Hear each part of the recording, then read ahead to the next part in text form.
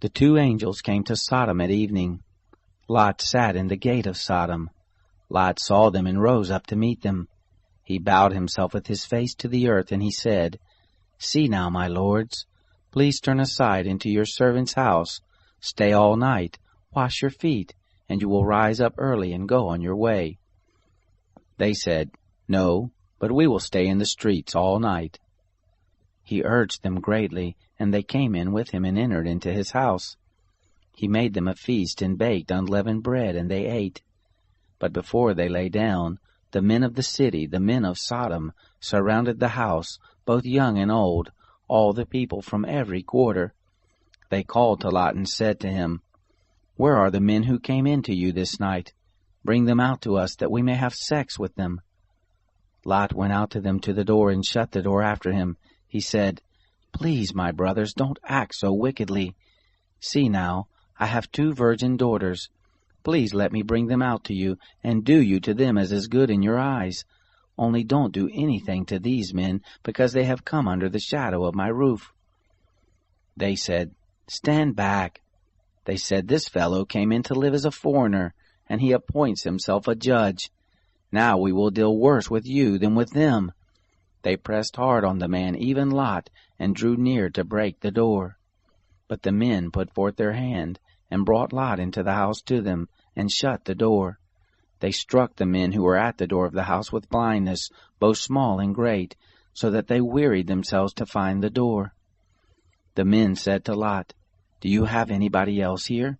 Sons-in-law, your sons, your daughters, and whoever you have in the city, bring them out of the place, for we will destroy this place, because the cry of them is grown great before the Lord.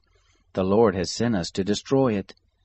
Lot went out and spoke to his sons-in-law, who were pledged to marry his daughters, and said, "Get up, get out of this place, for the Lord will destroy the city."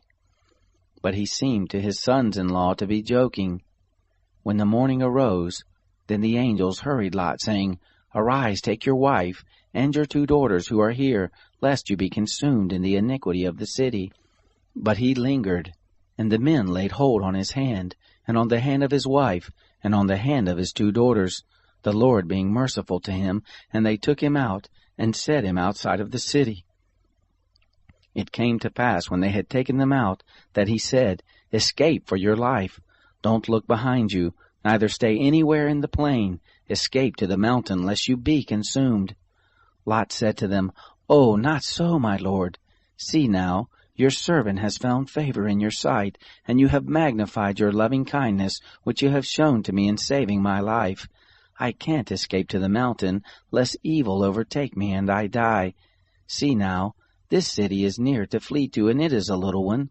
Oh, let me escape there. Isn't it a little one? And my soul will live." He said to him, "Behold, I have granted your request concerning this thing also, that I will not overthrow the city of which you have spoken.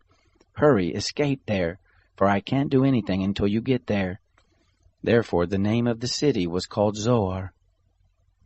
The sun was risen on the earth when Lot came to Zoar. Then the Lord rained on Sodom and on Gomorrah sulfur and fire from the Lord out of the sky. He overthrew those cities, all the plain, all the inhabitants of the cities, and that which grew on the ground. But his wife looked back from behind him, and she became a pillar of salt. Abraham got up early in the morning to the place where he had stood before the Lord. He looked toward Sodom and Gomorrah, and toward all the land of the plain, and looked, and saw that the smoke of the land went up as the smoke of a furnace. It happened, when God destroyed the cities of the plain, that God remembered Abraham, and sent Lot out of the midst of the overthrow, when he overthrew the cities in which Lot lived. Lot went up out of Zoar, and lived in the mountain, and his 2 daughters with him, for he was afraid to live in Zoar. He lived in a cave with his 2 daughters. The firstborn said to the younger, "Our father is old, and there is not a man in the earth to come into us after the manner of all the earth.